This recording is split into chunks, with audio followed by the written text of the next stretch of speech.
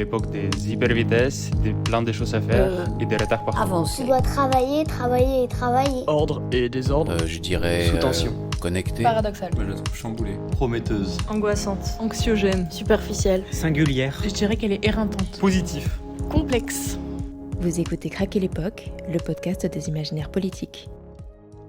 Déserter le monde productiviste et sa destructivité, que nous ne parvenons pas aussi mal à freiner, ou tenter de croire au travail de fourmi consistant à rediriger les paquebots avant qu'ils ne s'échouent sur la plage, à l'image de l'énorme pétrolier qui a perdu tout contact et signal GPS dans l'un des derniers films allégorico-catastrophes de Netflix, Le Monde après nous. Au cœur de la crise écologique que nous vivons, ce sont les dilemmes, les vacillements et les tâtonnements que nous explorons dans cette série Bifurcation, sans intention d'apporter réponse ou solution, simplement en reconsidérant les croisées de chemin qui s'offrent à nous.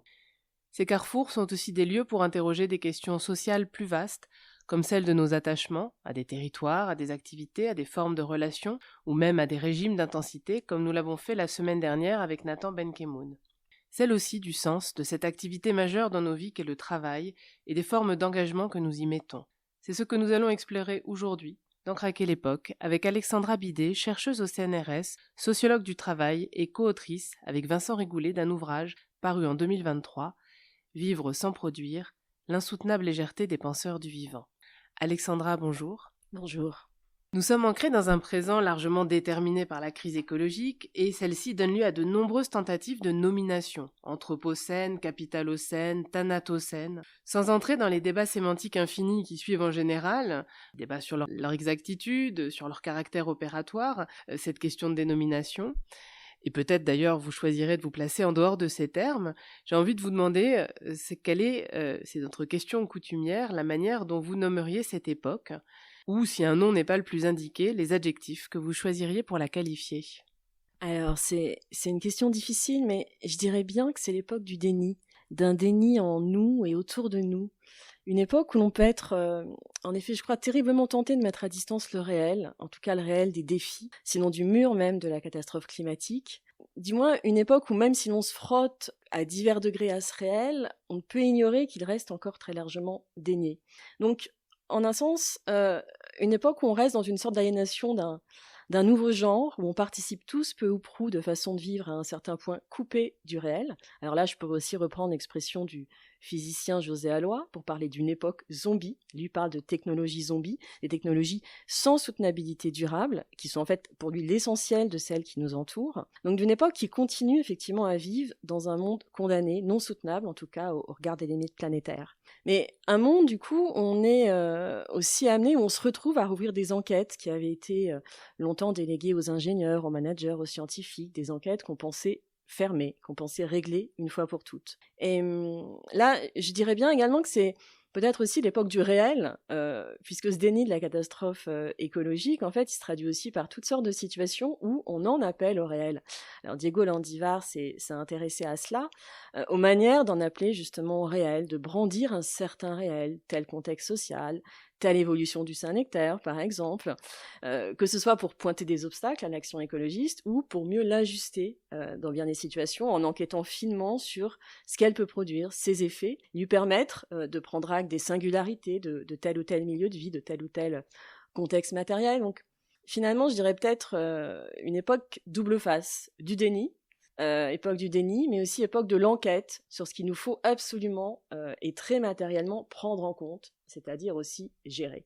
Je crois qu'un texte de François Sigaud, que vous nous avez indiqué, nous permet de prolonger ce déni vers la question peut-être, cette question du déni et vers celle de l'aliénation. Une société peut être aussi aliénée qu'un individu. Quoi qu'il en soit, il y a un point sur lequel Simone Veil a raison, c'est dans les rapports sociaux avec la nature, avec la matière, que se mesure et se construit la rationalité. Mais travailler une matière sans indulgence et sans perfidie est une rude école. Aussi, n'est-il pas étonnant que dès qu'ils en ont le pouvoir, les groupes sociaux s'efforcent de se débarrasser de ce réel si incommode, soit en s'en déchargeant sur des groupes inférieurs, soit en le dissimulant ou en le déguisant.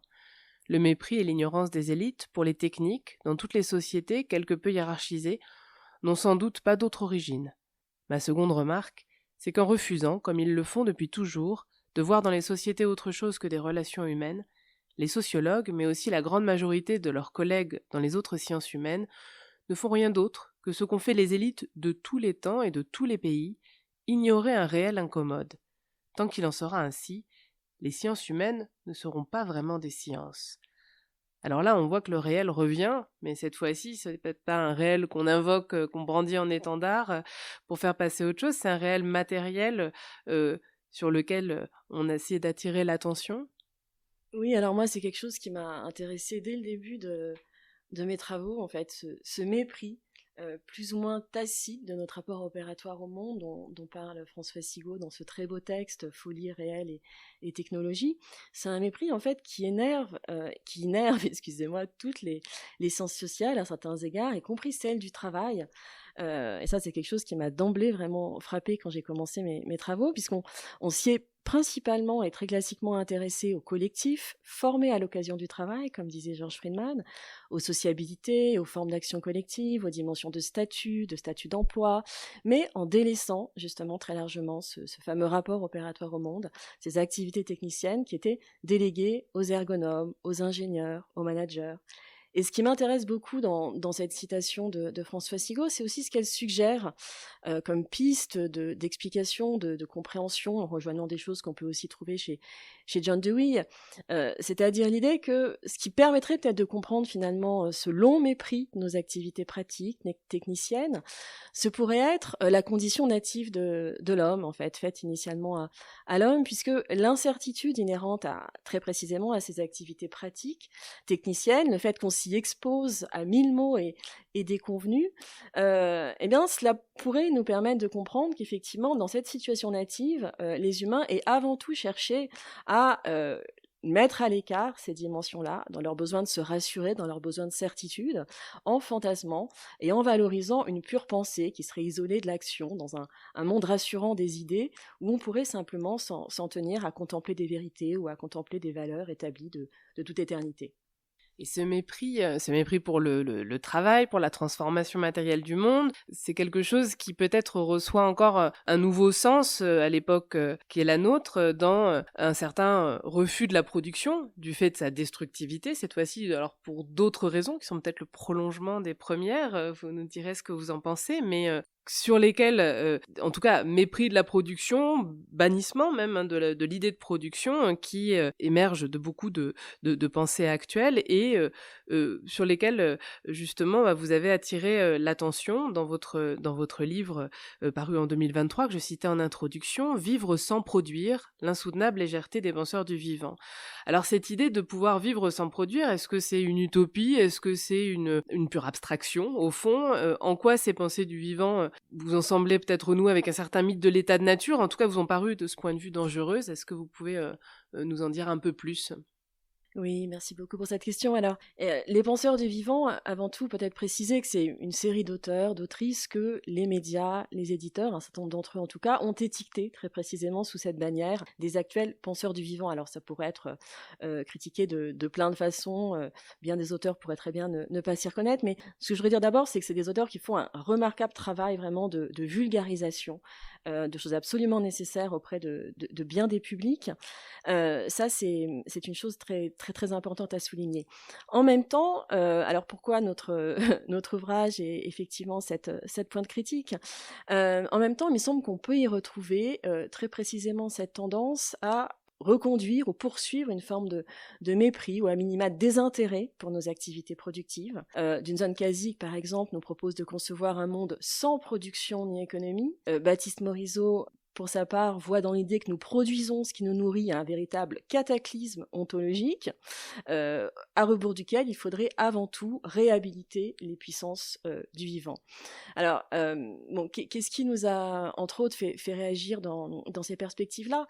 Peut-être d'abord l'idée que on pourrait avoir le sentiment à les lire que diriger toute notre attention, tout notre soin vers les manières de vivre des autres vivants, nous y reconnecter sur le plan sensible, sinon même nous enforester ou devenir tous poètes et naturalistes, tout ça pourrait suffire à sauver ce vivant, ou du moins suffire à faire un grand pas dans une réponse à la catastrophe écologique, serait au cœur serait l'urgence stratégique même. Se reconnecter au vivant, c'est véritablement le mot d'ordre, et il y a là un pari qui nous laisse un peu, voire franchement dubitatif.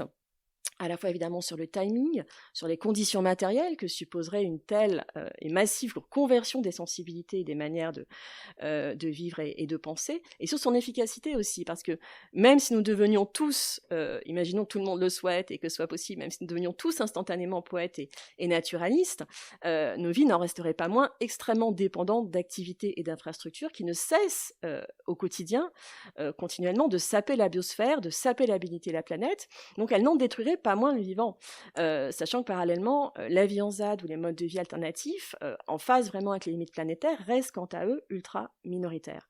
Donc pour l'heure, il nous semble extrêmement important de prendre acte du fait que nos existences dépendent évidemment de manière vitale de la biosphère, mais de fait dépendent aussi de toute une technosphère, de toute une série d'infrastructures qui la sapent et qui restent cruellement à inventorier.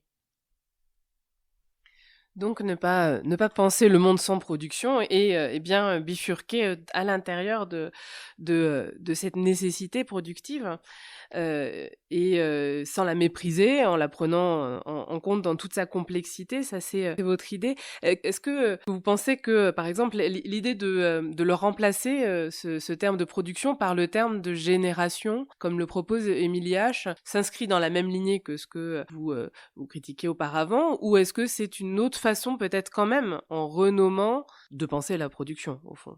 Oui, alors, avant d'en venir à la notion de génération, pourquoi est-ce qu'il est impossible de penser un monde sans production ? Et là, je pourrais tout simplement même me référer à Philippe Descola lui-même, qui le rappelle dans son livre Par-delà nature et culture, quand il écrit « On a produit en tout lieu et en tout temps ».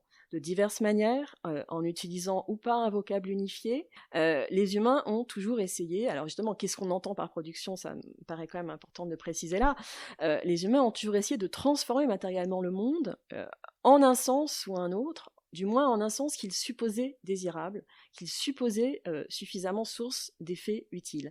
Et ça me paraît décisif parce que quand on souligne ça, on s'interdit de n'y voir qu'une affaire d'intendance qui n'engagerait pas aussi la formation des fins, y compris la formation des fins communes, donc la responsabilité citoyenne. Et là, j'aime beaucoup le livre de Romain Laufer qui s'appelle « Tocqueville au pays du management, crise dans la démocratie », où il montre très finement, étude de texte à l'appui, que la question de la démocratie, en fait, est une question qui hante depuis ses origines la pensée du management et les sciences naissantes de gestion.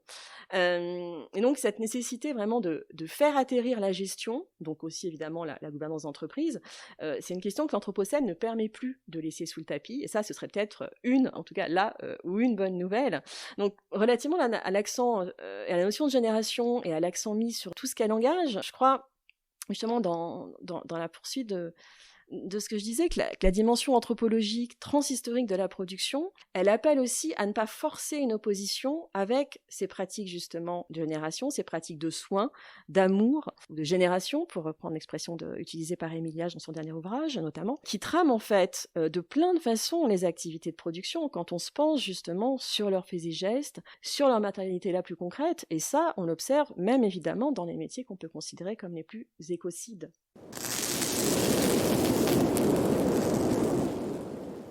Donc à partir du moment où il faut faire avec cette activité productive, du coup, comment la rediriger, mais aussi peut-être comment la redéfinir à des fins d'appropriation par ces acteurs dont vous soulignez l'importance, la présence? Alors pour moi justement, considérer les formes d'attachement, de soins à l'œuvre, même dans les métiers les plus écocides, donne des prises justement pour les rediriger, pour aider les travailleurs aussi à bifurquer.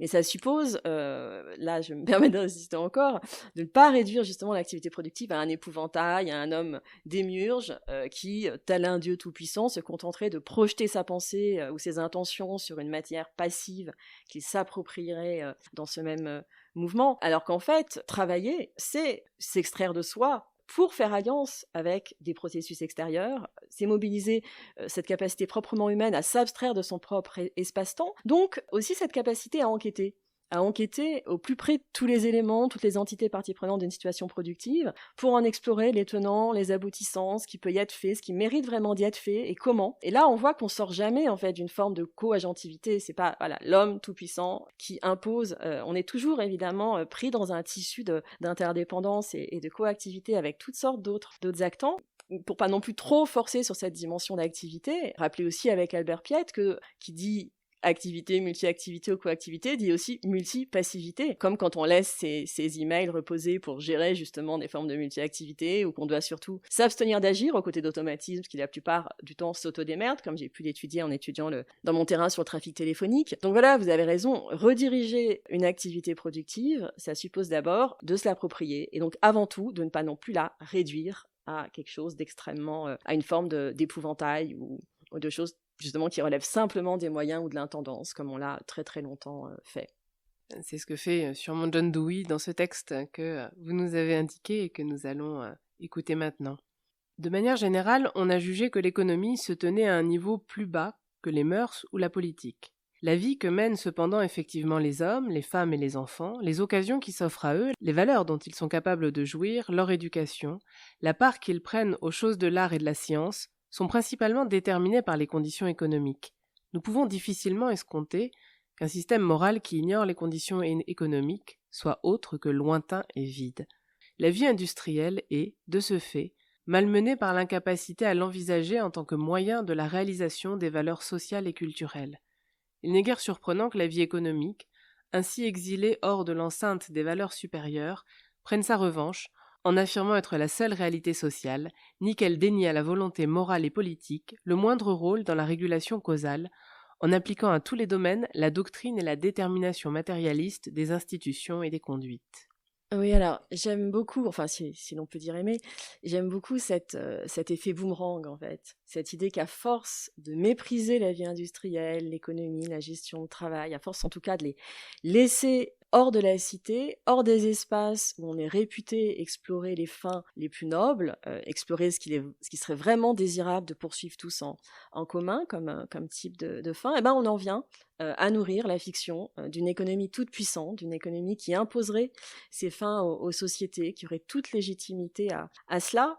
Alors voilà, bien sûr, ça peut paraître c'est une dure punition, alors non pas de notre prométhéisme, mais peut-être de notre timidité, justement. Notre timidité à ne pas aller au-delà, à ne pas investir davantage, justement, la vie industrielle, l'économie, la gestion, le travail, en termes, justement, à y voir très précisément ce qu'elles engagent en termes de formation de fin, ou ce qu'elles pourraient engager, ce qu'elles devraient engager, évidemment, on gagnerait à penser qu'il est impossible de délier les moyens et les fins, non pas à les opposer, mais à penser qu'il est très précisément impossible de les séparer, que l'exploration des unes, c'est aussi l'exploration des autres, que ça va ensemble, et qu'il n'y a pas de choix technique ou techno-économique qui n'engage pas de fait des choix sous-jacents de valeur, et qu'il importe très précisément de les disputer, d'enquêter, pour pouvoir avoir la main dessus, en quelque sorte, pour que ça relève véritablement d'une forme de choix citoyen, et que ce ne soit pas simplement laissé à d'autres, et laissé en tout cas dans la sphère de l'ignorance ou de l'arbitraire. Vous parlez d'enquête, et c'est vrai que quand on parle de Dewey, c'est souvent le terme qui émerge, cette enquête qui s'oppose à l'expertise. On en a beaucoup parlé la semaine dernière aussi avec Nathan Benkemoun.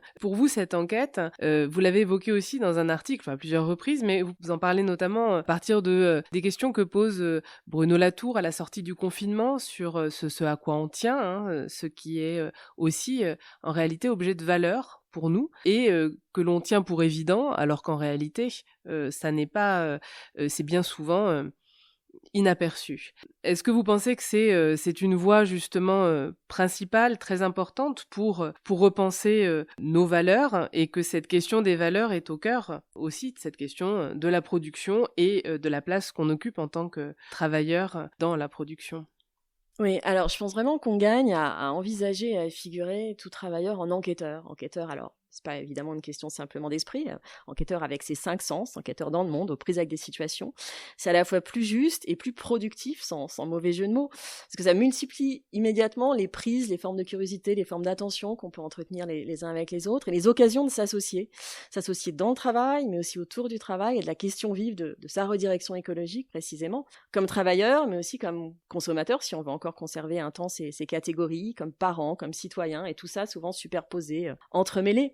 Alors, Latour, en effet, nous a incité très très utilement à l'issue du confinement à essayer de décrire ce à quoi nous étions attachés, ce qu'il appelait nos conditions essentielles de subsistance, dans un geste d'inventaire, qui en un sens aspirait ou venait peut-être systématiser et équiper des réexamens auquel déjà beaucoup se livraient à bas bruit et souvent de façon tacite, puisque cette situation vraiment inédite de confinement, elle ne pouvait qu'avoir une dimension d'épreuve pour tout un chacun. Elle ne pouvait que nourrir de différentes manières, mais une prise de recul, une réflexivité sur ce dont on dépendait, alors que ce soit dans la joie et l'allégresse, dans des situations beaucoup plus douloureuses et dramatiques, pour ne pas essayer de perdre pied, pour essayer de retrouver pied, essayer très précisément, on était amené à se demander ce à quoi on tenait vraiment, ce qui nous importait. Et c'était pas juste un inventaire ponctuel, mais vraiment un effort d'enquête et de réflexivité que nourrissait toute l'expérience du confinement et qui continue bien souvent à cheminer jusqu'à aujourd'hui. Donc un effort nourri par cette expérience, mais qui peut aussi, et beaucoup plus ordinairement, être nourri aujourd'hui et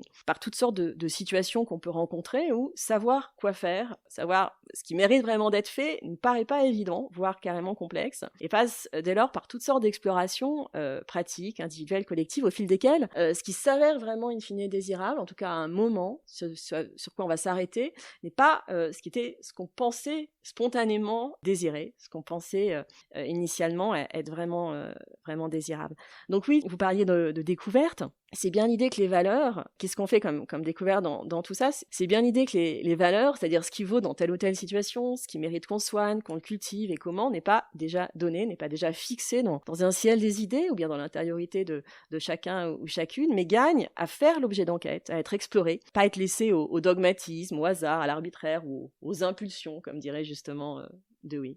Et dans le monde du travail, il semblerait que justement, ça soit peut-être une des réponses possibles à toutes ces pathologies qu'on évoque sur la question de la valeur et du sens du travail, donc les burn-out, bore-out, bullshit job, qui les expliquent, et où on a le sentiment que une certaine pénibilité physique qui a longtemps prévalu a fait place à une pénibilité psychique, une question, un accent mis sur l'engagement, qui devient problématique. Et dans cette série donc qui nous intéresse, sur cette question de bifurcation, dès le premier épisode, c'est ça qui a été en jeu, les craquages sous-tendus par la crise écologique, les dissonances, les manques de cohérence qu'un certain nombre de personnes soudain perçoivent ou dont ils se sentent soudain victimes dans leur activité professionnelle. Et alors, je crois qu'on peut rien comprendre vraiment au problème du travail tant qu'on ne tient pas compte de cette dimension d'appropriation du travail, d'engagement, sans laquelle il est, même minimalement, il est juste impossible de mener à bien une activité. Alors c'est ce que j'ai essayé un peu de donner à voir à travers la notion de vrai boulot, en forgeant cette notion pour porter attention comme sociologue, en portant attention comme sociologue aux moments, aux aspects de leur travail auxquels les personnes enquêter tenaient vraiment, aussi limités bien sûr que puissent être ces moments ou ces aspects de leur activité.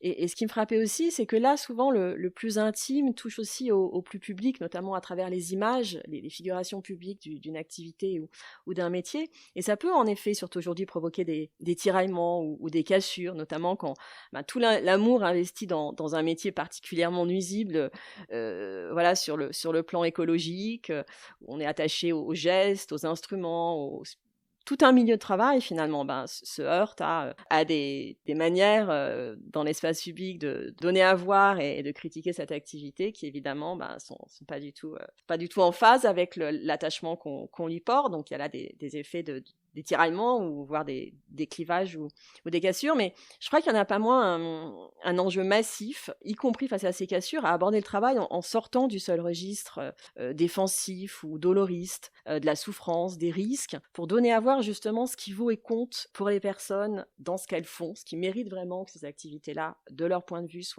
soient poursuivies, donner à voir l'épaisseur, donner à voir les ramifications de ces attachements, parce que c'est aussi ce qui fait des personnes les premiers experts de leur activité et de l'activité de l'entreprise ou de l'organisation dont elles participent. Donc aussi les premiers experts de la possible redirection de ces activités et de ces organisations.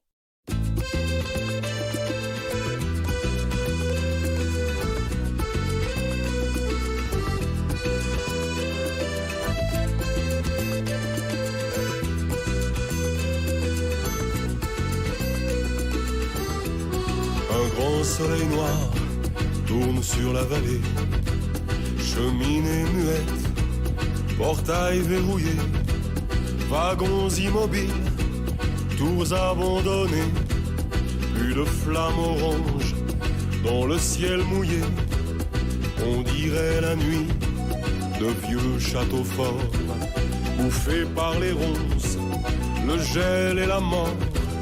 Un grand vent glacial fait grincer les dents, monstre de métal qui va dérivant. Je voudrais travailler encore, forger l'acier rouge avec mes mains d'or, travailler encore, acier rouge et mains d'or. J'ai passé ma vie là, dans ce laminoir, mes poumons, mon sang et mes colères noires. Horizon barré là, les soleils très rares, comme une tranchée rouge saignée sur espoir.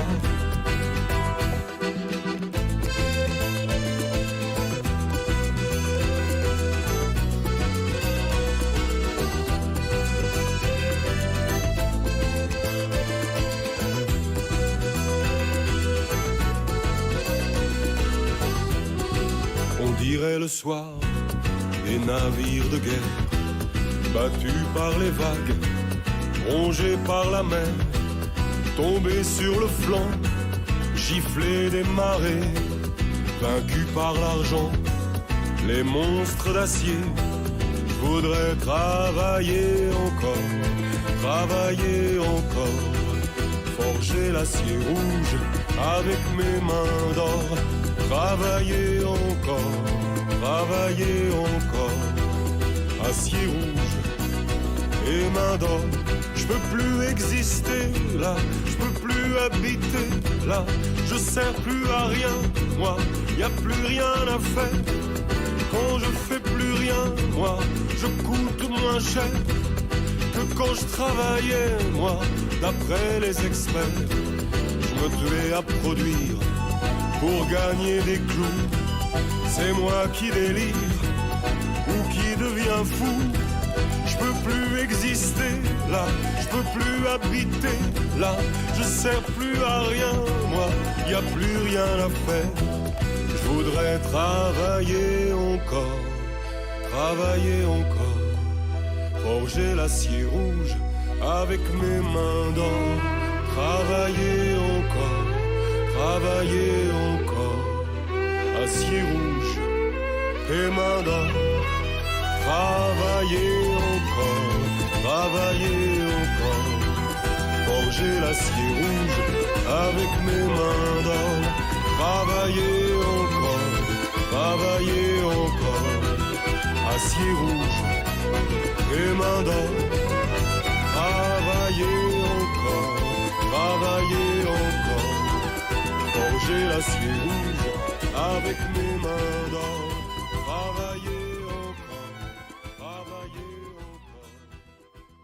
Travailler encore, donc, et on l'entend dans cette chanson, peut-être pas uniquement d'une manière doloriste. Ce travail, c'est une transformation du monde, mais c'est aussi une transformation de soi, une auto-effectuation de l'individu. Disait Marx, agir sur la nature extérieure, c'est peut-être aussi, et ça devrait être, mais il faut que les conditions soient réunies pour ça, développer des potentialités personnelles. Est-ce que c'est là, ça vous semble une des voies aussi sur lesquelles insister, par lesquelles saisir le travail aujourd'hui ? Oui, alors en effet, j'ai choisi cette chanson que j'aime vraiment beaucoup parce qu'il me semble qu'on ne peut pas, en écoutant, ne pas entendre tout ce qu'engage l'attachement sensible à une activité à travers laquelle on s'ancre véritablement dans le monde, on l'habite, en même temps c'est dans le même mouvement qu'on s'y confronte, on s'y découvre, on y grandit à tel point, voilà, qu'on voudrait l'exercer sans fin. De manière, voilà, encore faut-il évidemment qu'elle soit durable, mais en tout cas, on désirerait pouvoir l'exercer sans fin. Donc, on entend cet attachement, et cela, quoi qu'on pense ou qu'on sache parallèlement, des effets délétères de cette activité extractiviste, aussi bien sur l'humain que sur la planète. Et voilà, et c'est évidemment intéressant parce que c'est aussi une tension qui habite bon nombre de nos activités, au travail comme hors travail, et qu'elle soit source véritable d'accomplissement pour nous ou non d'ailleurs. C'est aussi une question qui reste ouverte et extrêmement importante aujourd'hui, que de revisiter très précisément cette question de nos sources d'accomplissement. Si le travail alors aussi une transformation de soi, si c'est peut-être par là qu'on peut, c'est à cet endroit disons qu'on peut essayer de bifurquer, est-ce qu'en tout cas on peut en attendre une véritable portée politique? Est-ce que c'est pas une manière aussi alors de penser de l'adaptation, de penser des formes peut-être même de résilience et de renoncer à des transformations plus politiques extérieures? Tout à fait. Moi, j'aime bien voir cette dimension d'accomplissement de soi comme peut-être aussi le plus solide et le plus heureux ferment, mais aussi appui d'une possible redirection écologique. Travailler encore, pour continuer à y prendre du plaisir, mais aussi à grandir, à éprouver ses facultés. Ok, oui, mais où, comment, quoi, qui, pourquoi, dans quelles activités? En tout cas, l'Anthropocène ne permet plus d'ignorer cette réflexivité logée au cœur de nos activités de travail, mais aussi au quotidien. On peut dire qu'elle l'attise, la décuple, elle nous fait voir aussi d'évidence qu'on ne peut plus la tenir en dehors de l'espace public et de la responsabilité citoyenne, c'est tout simplement plus tenable, car la question vitale s'il en est pour revenir dans les limites planétaires est qu'est-ce qu'il est encore vraiment possible et désirable de produire aujourd'hui pour revenir dans les limites planétaires et accessoirement aussi pour donner enfin davantage corps aussi peut-être à notre démocratie en permettant à la société civile de se réapproprier justement cette fameuse formation des fins que l'erreur a peut-être de séparer de celle des moyens, au risque alors de perdre complètement de vue justement la question de la vie bonne, mais d'une vie bonne pour tous et toutes. Merci beaucoup Alexandra Bidet. Merci à vous Pauline Hachette.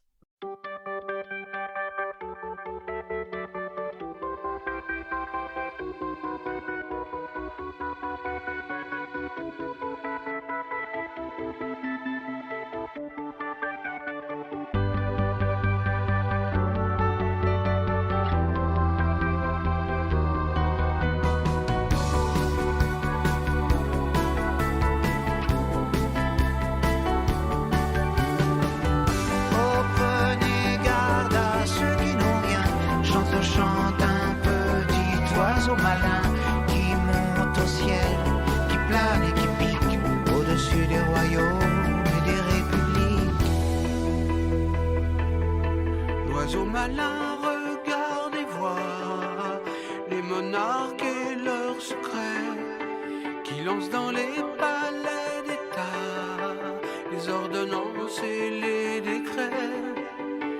Master and servant de leur salon protégé n'entendent pas l'oiseau qui chante, n'entendent pas l'oiseau chanter, pressentant comme un danger.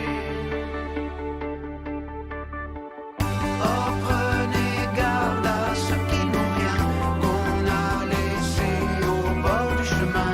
Rêveurs, rêvant le monde meilleur, ils voient la colère monter dans leur cœur. Oh, prenez garde à ceux qui n'ont rien, chante un petit oiseau malin qui monte au ciel, plane et qui pique au-dessus des royaumes et des républiques. L'oiseau malin regarde et voit les financiers dans leur mystère qui jouent sur les écrans plasma là l'argent que tant de gens espèrent. Masters and servants de leur bureau protégé n'entendent pas l'oiseau qui chante, n'entendent pas l'oiseau chanter, pressentant comme un danger. Oh, prenez garde à ceux qui n'ont rien, qu'on a laissé au bord du chemin. Rêveurs, rêvant le monde meilleur, ils voient la colère monter dans leur cœur. Oh, prenez garde à ceux qui n'ont rien, chante un petit oiseau malin